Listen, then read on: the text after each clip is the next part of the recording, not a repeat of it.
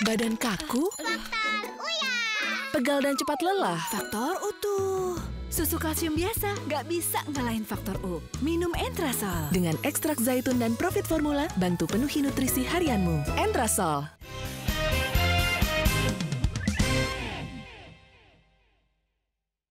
Dipersembahkan oleh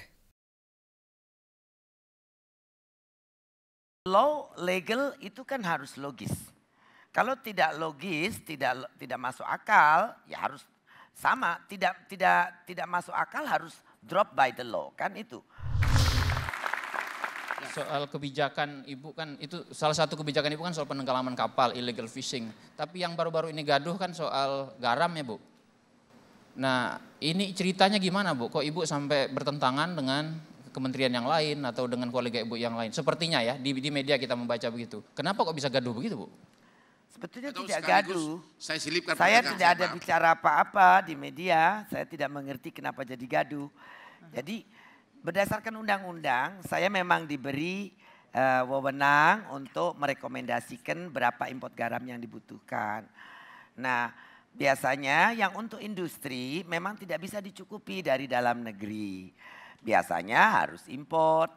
Nah biasanya dulu tidak perlu rekomendasi Kementerian Kelautan. Tapi setelah ada undang-undang nomor 7 yang melindungi nelayan dan petani garam, diperlukan rekomendasi dari kita. Ya biasanya kan saya juga harus melindungi petani garam. Kita inginkan import garam itu tidak pada saat panen. Yang kedua tidak terlalu banyak. Karena kalau terlalu banyak bocor nanti harga petani jatuh. Itu saja. Kalau persoalan berbeda antara kuota yang dimaui segini dan yang kita berikan segini itu saya pikir biasa saja dinamika. Pak Jokowi tidak memihak Ibu ya? Kenapa? Pak Jokowi tidak memihak polisinya Ibu Susi? Enggak, Bapak mendengarkan kok. Tapi kan turun PP Bu, ada PP-nya tuh. Oh itu belakang, bawa itu untuk garam industri PP itu Pak. Jadi untuk industri tidak memerlukan rekomendasi saya lagi gitu Pak. Diambil kewenangannya begitu? Kalau berdasarkan undang-undang tidak.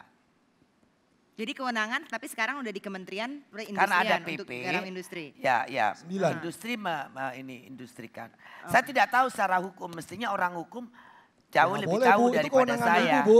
Undang-undang nggak bisa kalahkan sama PP Bu. Oh gitu ya. Maksud saya Bu, Maju terus Bu. Ibu itu kan mirip saya, berani tegas.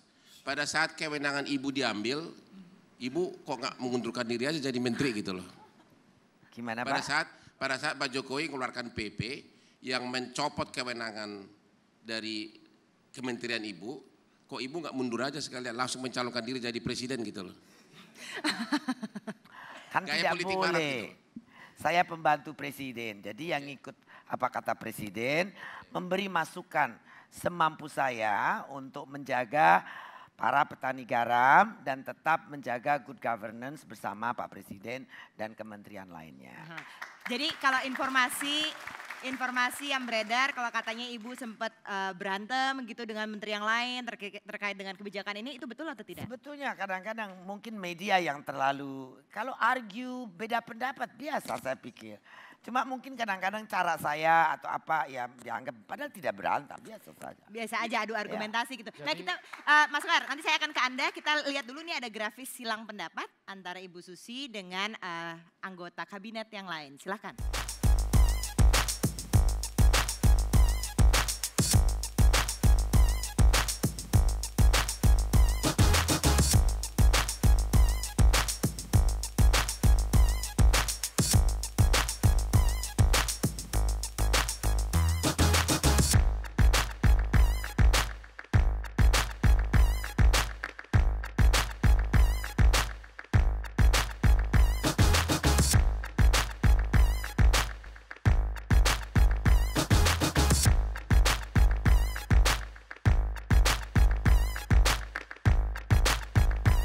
Oke, ternyata memang kalau kita lihat nanti ini akan terus berjalan, ada banyak silang pendapat. Mas Kohar, silakan. Ya, Ibu.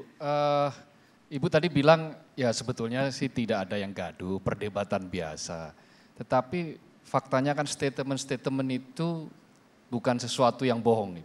Artinya statement bahwa ada pihak yang tidak setuju. Misalnya, oke, cukuplah tidak ada lagi penenggelaman kapal. Kenapa kita tidak berani impor garam padahal kita butuh misalnya seperti itu. Ada yang kemudian takut kalau kemudian terlalu banyak kebijakan populis, maka ada yang disebut dengan istilah irresponsibility populism. Nah, apakah Ibu punya ketakutan seperti itu atau jalan terus saja nggak peduli? Penenggelaman kapal itu adalah pelaksanaan dari keputusan pengadilan yang mengharuskan kapal itu dimusnahkan. Jadi bukan kebijakan saya. Bukan kebijakan populis, bukan kebijakan kementerian, bukan kebijakan Pak Jokowi. Memang setiap kapal yang ditenggelamkan ada penyidikan dan ada putusan pengadilan, ada persidangan. Hampir 99% semuanya ada putusan pengadilan. Pengadilan mana, Bu? Enggak ada biasanya. Biasanya kan di Tarempa sana, di Ambon, di Sorong. Pengadilan negeri ya? Di pengadilan negeri, ada yang di pengadilan perikanan. Ada Makanya itu Pak Hotman, kemarin ada yang dilelang. Ya. Karena ada polemik-polemik, akhirnya ada pemutusan pelelangan. Tapi yang di Ambon lepas tuh, yang di Ambon lepas tuh ya. Yang di Ambon lepas tuh yang Bu Susi ada marah. lepas, cuma didenda 250 juta. Itu saya sedikit marah karena ikannya saja di dalam kapal itu dilelang dapat uang 6 miliar. Masa kapalnya didenda 250 juta ya nanti balik lagi untuk dipakai curi lagi. Jadi Kang Maman silakan. Jadi mungkin Mbak Andini, saya ingin menyelesaikan persoalan karena ini orang pikir saya mau populer. Populer itu what's benefit for me? It's just hustle dan no privacy anymore. Of course. Jadi kalau boleh, saya tidak usah dipedulikan sama orang, tidak apa-apa. Yang penting saya kerja. Bahwa saya harus tenggelamkan kapal, yaitu perintah pengadilan. Seperti sekarang, suruh tidak boleh, ya tidak bisa. Karena ada yang sudah inkrah, 53 kapal yang harus kita musnahkan. Musnahkan itu bisa dibakar, bisa dipotong-potong, atau ditenggelamkan.